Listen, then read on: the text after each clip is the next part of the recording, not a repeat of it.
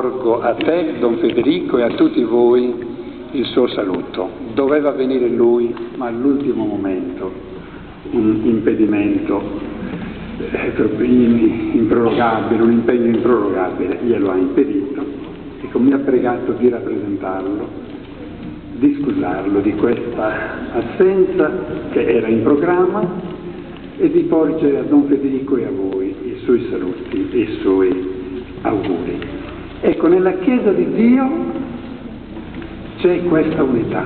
Don Federico viene in questa Chiesa non perché si è svegliato stamattina con questa idea, ma sì, vado a Nuragus, mi proclamo parroco di Nuragus.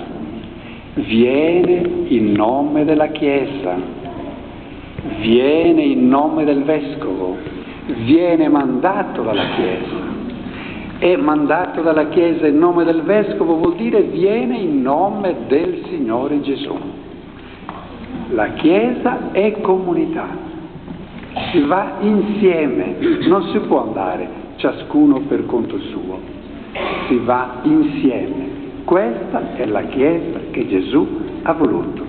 E Don Federico viene qui in nome del Signore, in nome della Chiesa, in nome del Vescovo, in nome anche di tutto il presbiterio diocesano, perché tutti siamo chiamati ad essere un cuore solo e un'anima sola, a camminare insieme.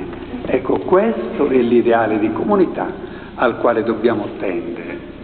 E Don Federico viene qui a rappresentare questa unità della comunità cristiana. Unità attorno a questo libro anzitutto, attorno alla parola di Dio. Unità attorno a questo altare e a tutti i sacramenti, attorno all'Eucaristia in modo particolare.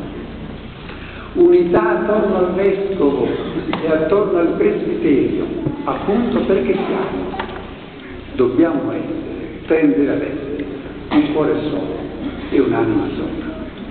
Questi sono i suoi compiti: essere tra voi il ministro della parola, essere tra voi il ministro dell'Eucaristia, essere tra voi testimone e costruttore di comunione e di carità all'interno della vostra comunità e delle vostre famiglie.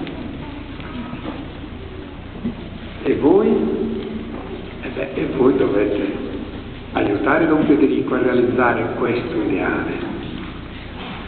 Ciascun parroco è diverso dall'altro, ciascuno viene con tutta la sua umanità e tutta la sua carica spirituale.